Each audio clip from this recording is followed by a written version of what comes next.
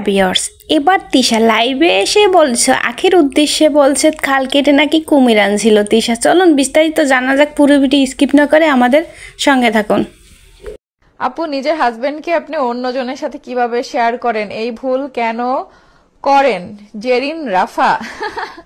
আপু, খাল কেটে কুমির আনছিলাম, কুমির আবার নিজে নতুন রাস্তায় চলে গেছে, আল্লাহ বাঁচাইছে।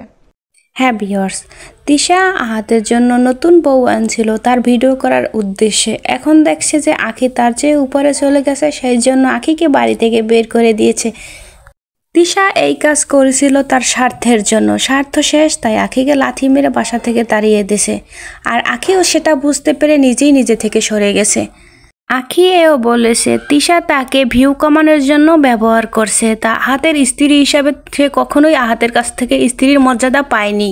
আহাত শুধু তিশাকেই ভালোবাসে। তিশা তা অনেক ভিডিওতেই বলেছে আহাদের লাল পরি নীল পরি শুধু তিশা। এদিকে আহাতকে ছেড়ে আখি অনেকটা যেন সুখেই আছে। তার এই সুখ যেন সইতে না পেরে তিশা আবারও নতুন চাল চালতেছে, নাটক শুরু করতেছে। তিশা কিছুতেই পছন্দ করতেছে না আখি তার উপরে উঠুক। আখি চাচ্ছে তিশা তার পায়ের নিচে থাকুক।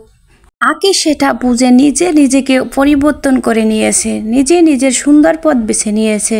আহাতকে দিয়ে তার কিছুই হবে না, আহাত কোনোদিনই তাকে স্ত্রীর মর্যাদা দিবে না। হ্যাঁ ভিউয়ার্স, আখি এবং তিশার সম্বন্ধে আপনাদের কোনো মতামত থাকলে অবশ্যই কমেন্ট বক্সে জানাতে ভুলবেন না। ধন্যবাদ।